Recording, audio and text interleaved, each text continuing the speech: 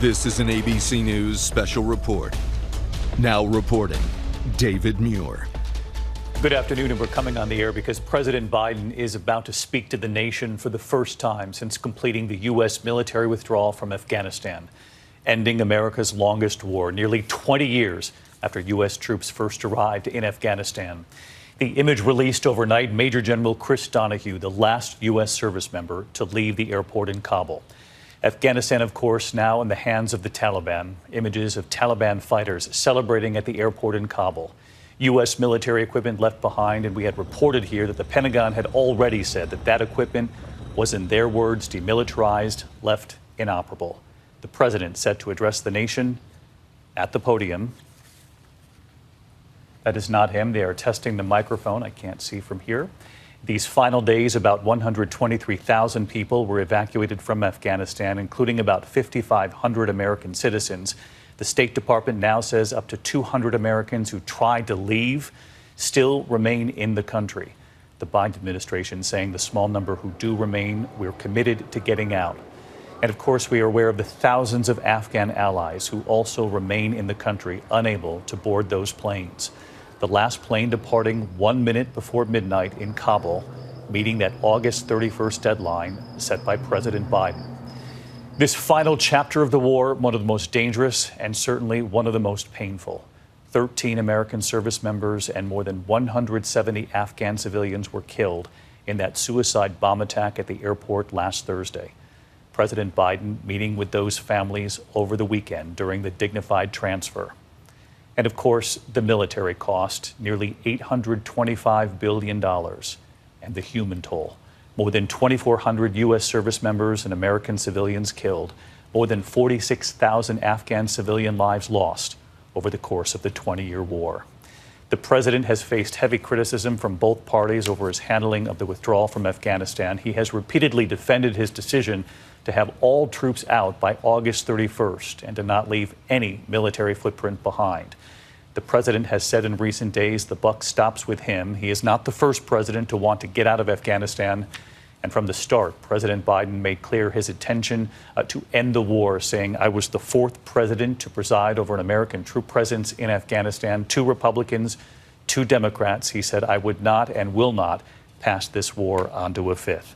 As we await the president here, I want to bring in our chief global affairs correspondent, Martha Raddatz, who's been with me for the last couple of weeks as we've watched this dangerous mission, the chaotic mission unfolding in these final days.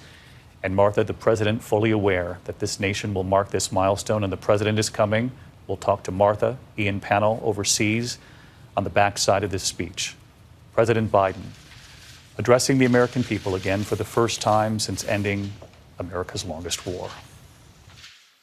Last night in Kabul, the United States ended 20 years of war in Afghanistan, the longest war in American history.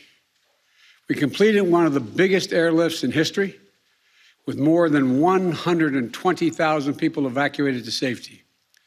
That number is more than double what most experts thought were possible. No nation has ever done anything like it in all of history. Only the United States had the capacity and the will and ability to do it, and we did it today. The extraordinary success of this mission was due to the incredible skill, bravery, and selfless courage of the United States military and our diplomats and intelligence professionals. For weeks, they risked their lives to get American citizens, Afghans who helped us, citizens of our allies and partners and others on board planes and out of the country. And they did it facing a crush of enormous crowds seeking to leave the country. And they did it knowing ISIS-K terrorists, sworn enemies of the Taliban, were lurking in the midst of those crowds. And still, the women and men of the United States military, our diplomatic corps, and intelligence professionals did their job and did it well, risking their lives, not for professional gains, but to serve others, not in a mission of war, but in a mission of mercy. 20 service members were wounded in the service of this mission. 13 heroes gave their lives. I was just at Dover Air Force Base for the dignified transfer. We owe them and their families a debt of gratitude we can never repay, but we should never, ever, ever forget. In April, I made a decision to end this war. As part of that decision, we set the date of August 31st for American troops to withdraw. The assumption was that more than 300,000 Afghan national security forces that we had trained over the past 2 decades and equipped would be a strong adversary in their civil wars with the Taliban. That assumption that the Afghan government would be able to hold on for a period of time beyond military drawdown turned out not to be accurate. But I still instructed our national security team to prepare for every eventuality, even that one. And that's what we did. So we were ready when the Afghan security forces, after 2 decades of fighting for their country and losing thousands of their own, did not hold on as long as anyone expected. We were ready when they and the people of Afghanistan watched their own government collapse and their president flee amid the corruption and malfeasance, handing over the country to their enemy, the Taliban, and significantly increasing the risk to U.S. personnel and our allies. As a result, to safely extract American citizens before August 31st, as well as embassy personnel, allies and partners, and those Afghans who had worked with us and fought alongside of us for 20 years, I had authorized 6,000 troops, American troops, to Kabul to help secure the airport. As General McKenzie said, this is the way the mission was designed. It was designed to operate under severe stress and attack, and that's what it did. Since March, we reached out 19 times to Americans in Afghanistan with multiple warnings and offers to help them leave Afghanistan, all the way back as far as March. After we started the evacuation 17 days ago, we did initial outreach and analysis and identified around 5,000 Americans who had decided earlier to stay in Afghanistan, but now wanted to leave. Our Operation Allied Rescue ended up getting more than 5,500 Americans out. We got out thousands of citizens and diplomats from those countries that went into Afghanistan with us to get bin Laden. We got out locally employed staff of the United States Embassy and their families, totaling roughly 2,500 people. We got thousands of Afghan translators and interpreters and others who supported the United States out as well. Now we believe that about 100 to 200 Americans remain in Afghanistan with some intention to leave. Most of those who remain are dual citizens, longtime residents who had earlier decided to stay because of their family roots in Afghanistan. The bottom line, 90% of Americans in Afghanistan who wanted to leave were able to leave. And for those remaining Americans, there is no deadline. We remain committed to get them out if they want to come out. Secretary of State Blinken is leading the continued diplomatic efforts to ensure safe passage for any American, Afghan partner, or foreign national who wants to leave Afghanistan.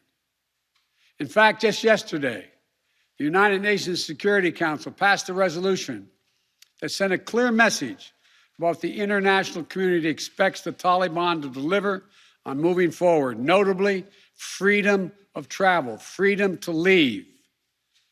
And together, we are joined by over 100 countries that are determined to make sure the Taliban upholds those commitments. It will include ongoing efforts in Afghanistan to reopen the airport, as well as overland routes, allowing for continued departure to those who want to leave and deliver humanitarian assistance to the people of Afghanistan.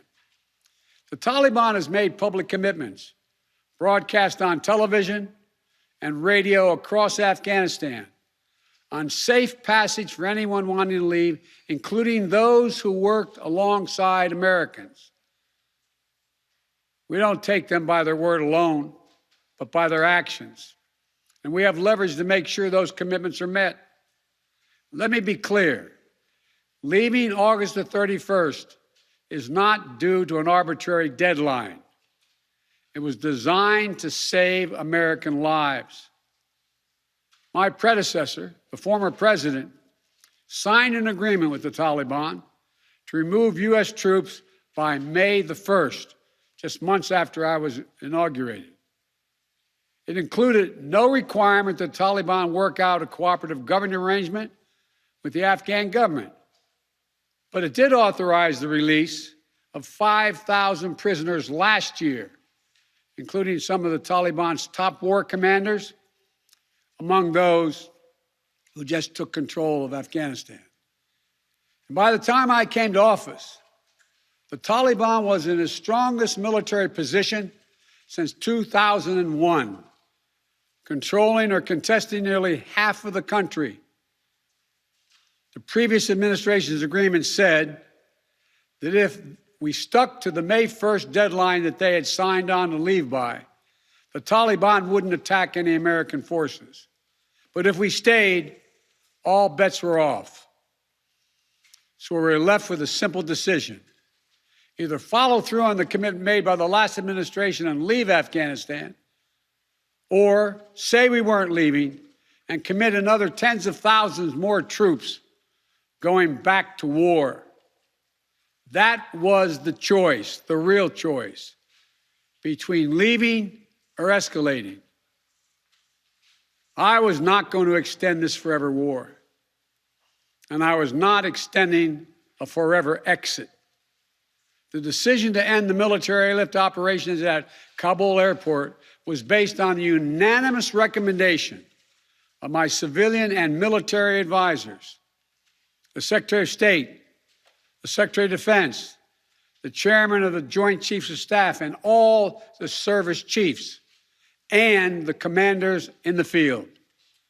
Their recommendation was that the safest way to secure the passage of the remaining Americans and others out of the country was not to continue with 6,000 troops on the ground in harm's way in Kabul, but rather to get them out through non-military means.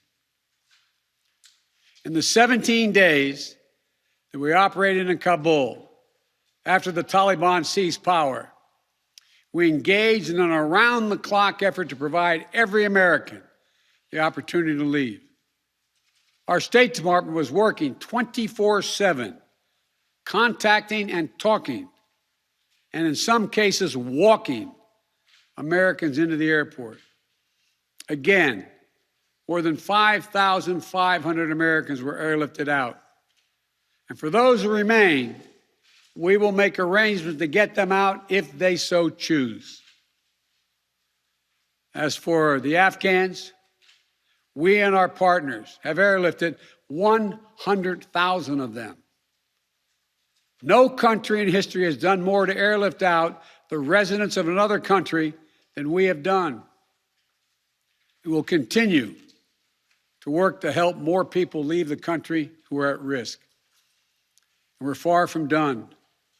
For now, I urge all Americans to join me in grateful prayer for our troops and diplomats and intelligence officers who carried out this mission of mercy in Kabul and at tremendous risk with such unparalleled results. An airlift that evacuated tens of thousands, to a network of volunteers and veterans who helped identify those needing evacuation, guide them to the airport, and provided them for their support along the way. We're going to continue to need their help. We need your help, and I'm looking forward to meeting with you. And to everyone who is now offering or who will offer to welcome Afghan allies to their homes around the world, including in America, we thank you. I take responsibility for the decision. Now, some say we should have started mass evacuation sooner. And couldn't this have been done in a more orderly manner? I respectfully disagree. Imagine if we'd begun evacuations in June or July, bringing in thousands of American troops and evacuating more than 120,000 people in the middle of a civil war. There still would have been a rush to the airport, a breakdown in confidence and control of the government, and it still would have been a very difficult and dangerous mission. The bottom line is there is no evacuation from the end of a war that you can run without the kinds of complexities, challenges, and threats we faced. None. There are those who would say we should have stayed indefinitely for years on end. They ask, why don't we just keep doing what we were doing? Why do we have to change anything? The fact is, everything had changed. My predecessor had made a deal with the Taliban. When I came into office, we faced a deadline, May 1. The Taliban onslaught was coming. We faced one of two choices: follow the agreement of the previous administration and extend to have more time for people to get out, or send in thousands of more troops and escalate the war. To those asking for a third decade of war in Afghanistan, I ask, what is the vital national interest? In my view, we only have one: to make sure Afghanistan can never be used again to launch an attack on our homeland. Remember why we went to Afghanistan in the first place? Because we were attacked by Osama bin Laden and Al-Qaeda on September 11th, 2001. And they were based in Afghanistan. We delivered justice to bin Laden on May 2nd, 2011, over a decade ago. Al-Qaeda was decimated. I respectfully suggest you ask yourself this question. If we'd been attacked on September 11, 2001, from Yemen instead of Afghanistan, would we have ever gone to war in Afghanistan? Even though the Taliban controlled Afghanistan in the year 2001? I believe the honest answer is no.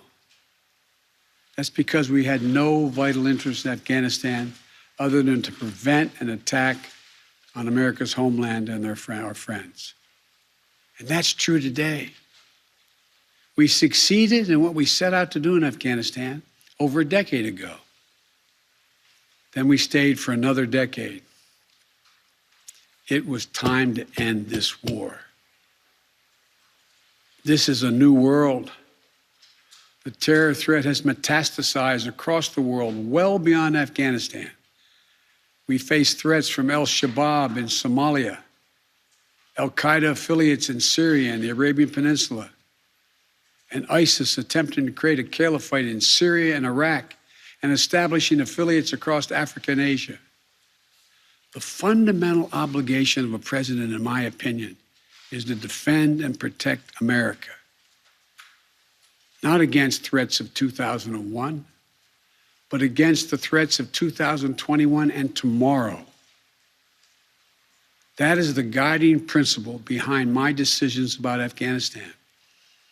I simply do not believe that the safety and security of America is enhanced by continuing to deploy thousands of American troops and spending billions of dollars a year in Afghanistan. But I also know that the threat from terrorism continues in its pernicious and evil nature. But it's changed, expanded to other countries. Our strategy has to change too. We will maintain the fight against terrorism in Afghanistan and other countries. We just don't need to fight a ground war to do it. We have what's called over-the-horizon capabilities, which means we can strike terrorists and targets without American boots on the ground, or very few if needed. We've shown that capacity just in the last week. We struck ISIS-K remotely, days after they murdered 13 of our service members and dozens of innocent Afghans. And to ISIS-K, we are not done with you yet. As Commander-in-Chief, I firmly believe the best path to guard our safety and our security lies in a tough, unforgiving, targeted, precise strategy that goes after terror where it is today, not where it was 2 decades ago. That's what's in our national interest. And here's a critical thing to understand. The world is changing. We're engaged in a serious competition with China. We're dealing with the challenges on multiple fronts with Russia. We're confronted with cyber attacks and nuclear proliferation. We have to shore up America's competitiveness to meet these new challenges in the competition for the 21st century. And we can do both. Fight terrorism and take on new threats that are here now and will continue to be here in the future. And there's nothing China or Russia would rather have, would want more in this competition in the United States to be bogged down another decade in Afghanistan. As we turn the page on the foreign policy that has guided our nation the last 2 decades, we've got to learn from our mistakes. To me, there are 2 that are paramount. First, we must set missions with clear, achievable goals, not ones we'll never reach. And second, we must stay clearly focused on the fundamental national security interest of the United States of America. This decision about Afghanistan is not just about Afghanistan. It's about ending an era of major military operations to remake other countries. We saw a mission of counterterrorism in Afghanistan, getting the terrorists and stopping attacks, morph into a counterinsurgency, nation building, trying to create a democratic, cohesive, and united Afghanistan, something that has never been done over many centuries of Afghan's history.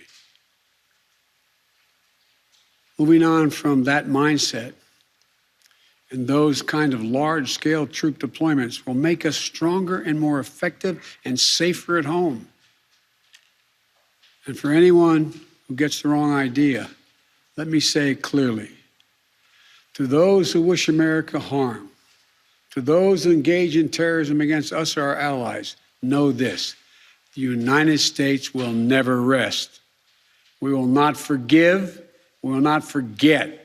We will hunt you down to the ends of the earth, and you will pay the ultimate price. And let me be clear. We'll continue to support the Afghan people through diplomacy, international influence, and humanitarian aid. We'll continue to push for regional diplomacy engagement to prevent violence and instability. We'll continue to speak out for the basic rights of the Afghan people, especially women and girls, as we speak out for women and girls all around the globe.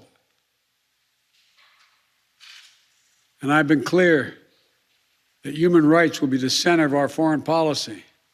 But the way to do that is not through endless military deployments, but through diplomacy, economic tools, and rallying the rest of the world for support. My fellow Americans, the war in Afghanistan is now over. I'm the 4th president who has faced the issue of whether and when to end this war.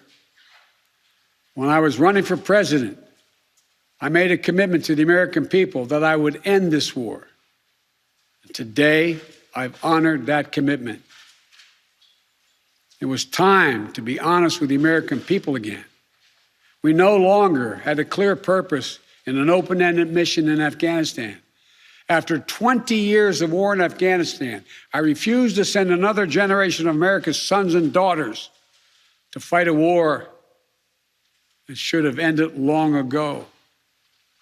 After more than $2 trillion spent in Afghanistan, the cost that researchers at Brown University estimated would be over $300 million a day for 20 years in Afghanistan, for 2 decades. Yes, the American people should hear this. $300 million a day for 2 decades. You take the number of 1 trillion, as many say. That's still $150 million a day for 2 decades.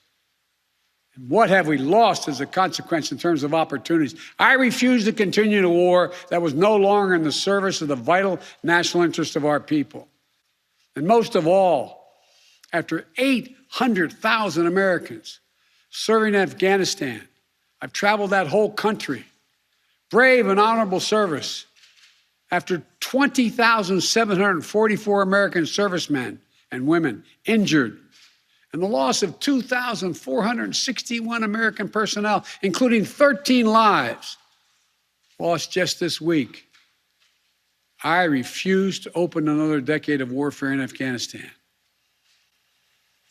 We've been a nation too long at war. If you're 20 years old today, you've never known an America at peace.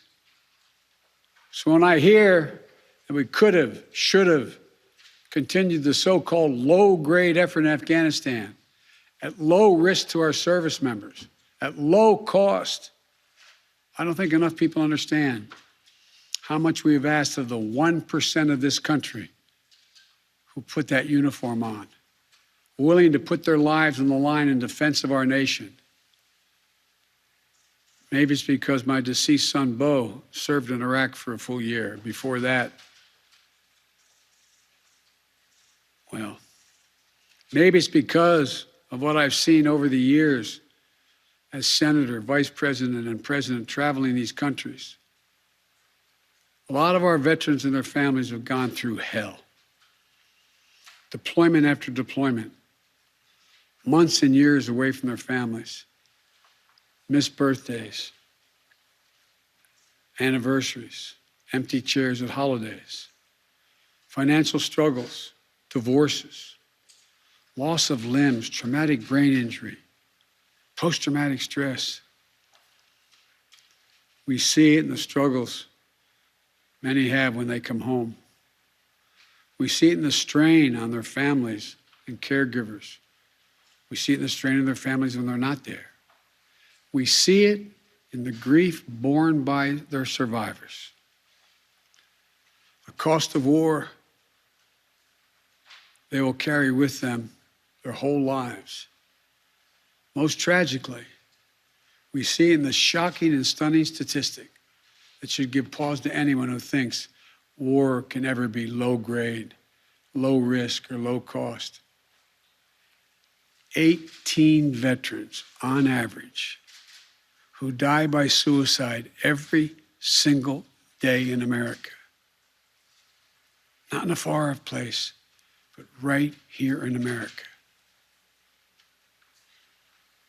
There's nothing low grade or low risk or low cost about any war. It's time to end the war in Afghanistan.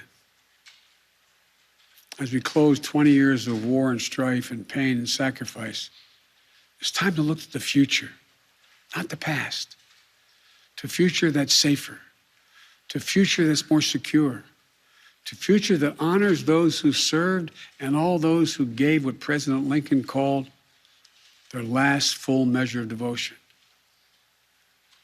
I give you my word with all of my heart.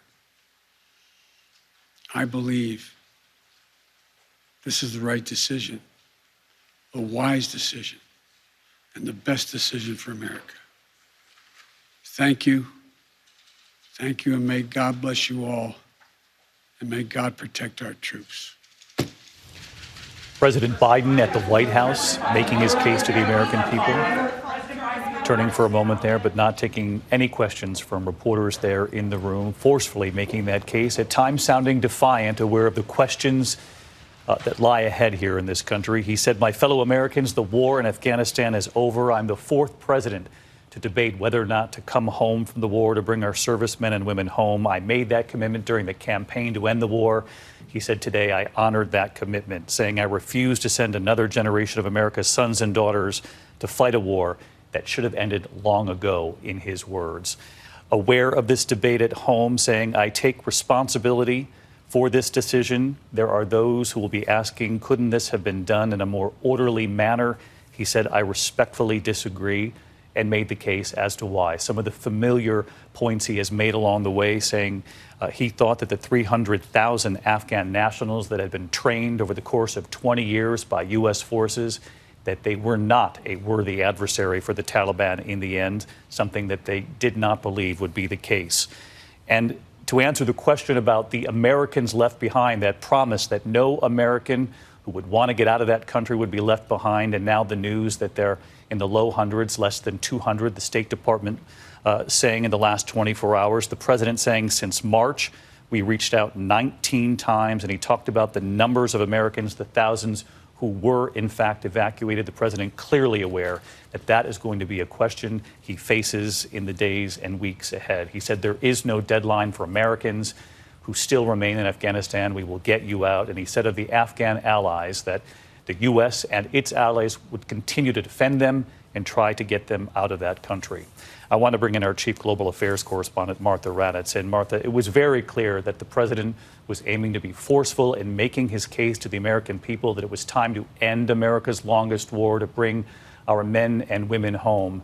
But this president also aware that he's going to face some very tough questions about these final weeks and perhaps one of the most painful chapters of this war. Exactly, David. He was doubling down. But it was a very successful evacuation. We did get more than 120,000 people out of there, but he's conflating the withdrawal with the evacuation. The evacuation occurred because the withdrawal they did not realize the Taliban would take over so quickly. They did not realize the Taliban would fall in 11 days, and that's why you ended up with this chaos. That's why you ended up with so many desperate people. Just on July 8th, the president was saying there's going to be no circumstance where you see people being lifted off the roof of an embassy of the United States from Afghanistan. They were clinging to airplanes in those early days. He was touting the Afghan forces, saying, I trust the capacity of the Afghan military. The president said they were ready, they were prepared for this, but no one was prepared for 11 days for the Taliban to take over. The president also promising on July 8th that we can guarantee the safety of the interpreters. There are thousands of interpreters in Afghanistan right now who are desperate and frightened. And just about a month ago, he told our George Stephanopoulos that he would get all Americans out. They've gotten 90% of those out. And that 10% right now is scared and still does not know exactly how they're going to get out. David? You're absolutely right, Martha. With time comes clarity, and the question over those 11 days it took for the Taliban to sweep through that country and take control. How President Biden, his national security team, and military leaders could not predict that would happen that quickly, and certainly that the 300,000 Afghan nationals who'd been trained by our military would drop their weapons so quickly. I do want to bring in Ian Pannell on this notion that Martha just brought up there at the end. His promise to George and to others that all Americans who wanted out would get out. We know that there are some that remain in Afghanistan. He said for them, there is no deadline. But of course, Ian, you and I have talked about this on the air for several nights now. How does that look? That means continued cooperation with the Taliban. We heard the president talk about trying to get the airport back up and running. But again, this is going to take a lot of coordination with the Taliban, who we have learned and over the course of many, many years cannot be trusted. Yeah, I mean, it's a very difficult situation. There seemed an attempt by the president to burnish his record in some senses, and there was a lot of blame attributed to many, many people. He also seemed to cast some doubt on whether all the Americans who were in the country had expressed interest to get out. Secretary of State Blinken seemed to imply that actually they had just a day earlier. Certainly there are people in the country who may have prevaricated early on, but now definitely want to get out. The SIV applicants, the Afghans, have been unequivocal that they did want to get out. But yes, the airport is in some state of disarray. We're seeing videos emerging constantly now of some of the damage there. The Americans, General McKenzie was insisting that they hadn't done any retrograde to the actual infrastructure, that the airport itself would work. But the Taliban are going to need help. I was speaking to government officials, someone in the region here. They were suggesting that they would be willing to assist. It's reasonable to expect that the Pakistanis, the Qataris, others might help get that airport up and running. But the key question is, can you trust the Taliban? And the president again referred to Taliban statements and promises that have been made. Well, talk to any Afghan and they will tell you, yes, the Taliban make a lot of promises, but the reality on the ground is very different.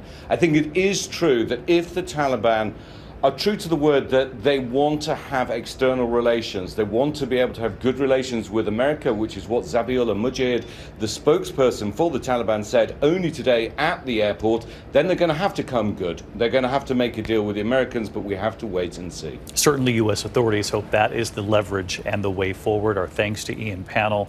You heard the president talk about the financial cost for the U.S., by many estimates, nearing $1 trillion over the course of 20 years. He said, do the math, that's $150 million spent a day over the course of 20 years. And we cannot say enough the courage and the bravery of the men and women who serve in Afghanistan, the president also addressing that. And certainly this final chapter that we saw in just the last week, the 20 wounded and the 13 American heroes who lost their lives there at the Kabul airport. I want to bring in Jericho Denman, a former Army Ranger, 15 deployments, combat deployments to both Iraq and Afghanistan. And Jericho, I know you were in Kabul in the days leading up to that suicide attack. You saw the brave work, the Marines right there at the airport gate. And I'm curious your thoughts after what you've heard from the president at the end of this 20-year war. My thoughts in regard to the evacuation are that he was right. In regard to the bravery of the Marines and the PJs and everyone out there at those gates. The thing that really comes to mind when I listen to his statements, though, is where was this clarity 5 years ago? Where was this clarity 10 years ago? And what are we going to be doing about that in the weeks and months to come? I think myself and some of us thought, yeah, this over the horizon could have taken place, back in November of '01 when we, defeated the Taliban. But now that we're here, I think that there are some answers that should be, or some questions that should be answered in regard to where this clarity was, before. Well said. Jericho Denman, a former Army Ranger, talking about the clarity and the questions moving forward.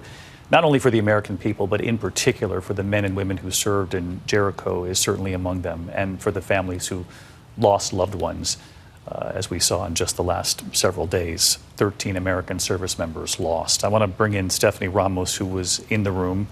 Stephanie, we have been talking here, the president forcefully again making his case, saying, my fellow Americans, the war is now over. It is a promise I made. It's a promise I have now kept.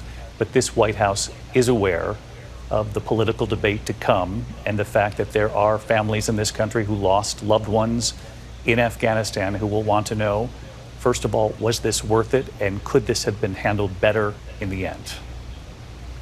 Absolutely, David. And this administration is clearly trying to turn the page and move on to the next chapter. But as you said, these families who lost service members, not just over the last couple of weeks, or last week rather, but over the last few years, really have questions for this administration. And we heard the president thanking the U.S. service members and diplomats and everyone involved in this huge logistical airlift, but insisting that regardless of the time, it was time to end this 20-year war, stressing that he was faced with these two decisions. And that's a lot of what we heard the last couple of weeks from this administration. White House officials saying that they were faced with a volatile situation on the ground and that they reacted. And the president, you heard him there just a few moments ago saying this was the right decision to withdraw now. David. Stephanie Ramos at the White House. Again, President Biden, before the American people just moments ago, making the case and once again saying that he is one of 4 American presidents to preside over the war in Afghanistan. 2 Democrats, 2 Republicans, and again saying he made the promise he would bring the war to an end, and he said he honored that commitment today. Our coverage will continue on ABC News Live, abcnews.com. I'll be back with the entire team for a special edition of World News Tonight. I'm David Muir in New York. We'll see you shortly. Good day. This has been a special report from ABC News. Hi everyone, George Stephanopoulos here. Thanks for checking out the ABC News YouTube channel. If you'd like to get more videos, show highlights, and watch live event coverage, click on the right over here to subscribe to our channel, and don't forget to download the ABC News app for breaking news alerts. Thanks for watching.